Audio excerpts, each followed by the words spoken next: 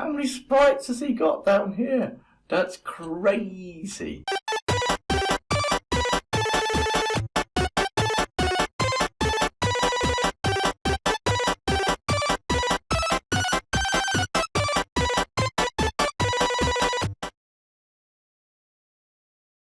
So, in this final video, I want to solve one nagging problem. That's not my wife, by the way. It's the fact that, well, what happens if you clear it twice? And actually, it's so straightforward, I'm just going to do it rather than setting it as a task. But then I'm going to identify a few things that you could go and do on your own to make your game better. And if you got this far, quite frankly, you're quite capable of doing some more, all on your own. I'll give you some ideas, you maybe have some others, it doesn't matter. But let's solve this one problem here. I need to use this one. It's called the modulo function. And you're thinking, I have no idea what that means. And the answer is, yes, you do. It's known, basically, I don't know what it's called, remainder. You see, the thing is this. If score modulo 110 is equal to 0, what that is basically saying is, take whatever score is, divide it by 110, and calculate the remainder. So if my score is 110, the remainder is 0. 110 divided by 110 is exactly 1. If my score was 150 modulo 110, my remainder would be 40. 150 divided by 110 is one lot of 110 and 40 left over. If my score was 220 modulo 110, the answer is it divides into 2 exactly, and the leftover, the remainder, is 0. If it's 330, 0. So in fact, actually, all you have to do in this one is, if score mod 110 is equal to 0, then reset the level. So that's all we have to do. We now have a game that would work infinitely. It would just carry on and on and on forever. But I want to give you some ideas of things you could now do to improve your game. Number one, there is in fact one set of blocks we've not used. And to be honest with you, you might have learned this one in primary school. Sound. You can do pop, there's all sorts of little sounds that you can make. Well, we don't have any sounds in our game. Not much of a game, is it? If it's just video, it should be audio as well. I mean, you can have sounds of the ball and the paddle. If touching, for example, on the ball, you've got one for, where has it gone? If touching paddle, pointing, and of course, play a sound. You find that on the green bricks, you've got, if touching the ball, play a sound on the green brick. So you can have sounds for the ball striking the paddle or the edge, if on edge. Well, actually, you can work that one out. It's possible to if on edge.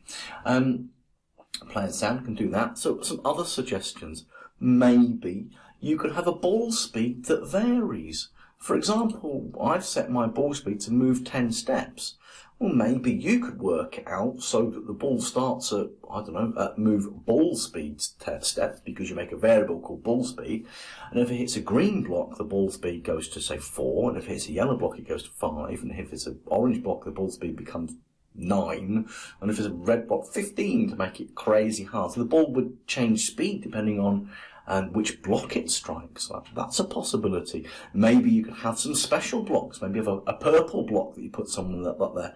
And if it hits the purple block, maybe it triggers a multi-ball. Or maybe it would be a bad block. So instead of triggering a multi-ball, it would make the bat go smaller. Or maybe the bat go bigger.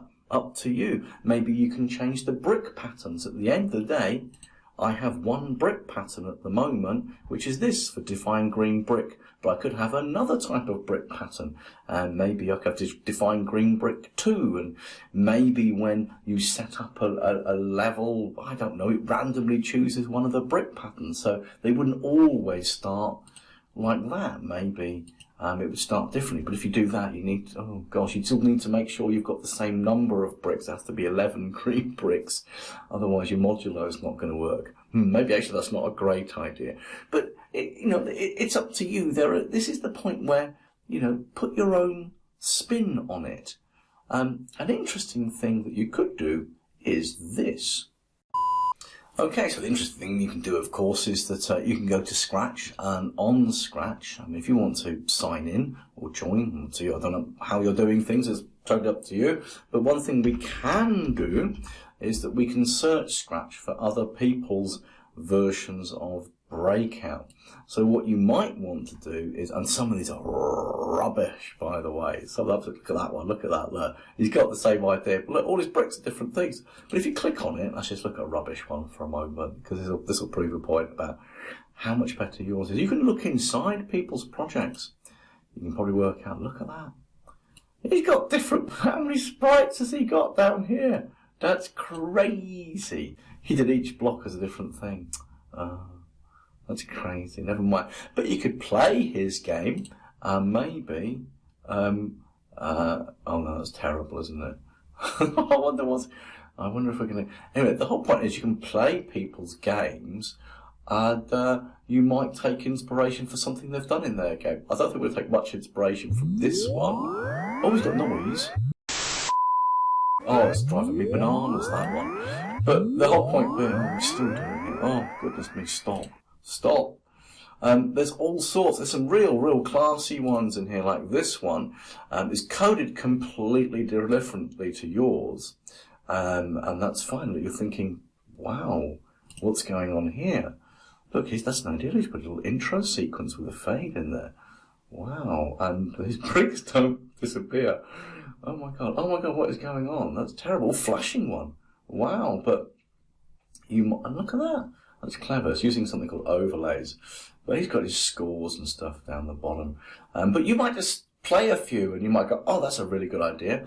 I'll stop that now. I will incorporate that particular idea in his Breakout game, or hers, of course, it's a bit sexist on my part, into my own. So yeah, just head to Scratch and search for Breakout and play a few of them, and then decide what you're going to do. Oh, this one's got a death zone.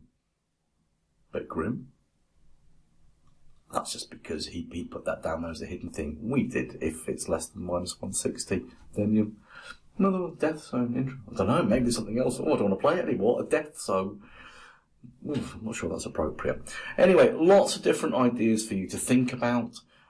So that's it from me from this game build. I hope you've enjoyed it. And, keep on building wonderful games. And don't email them to me. Come on, look at them. I might do.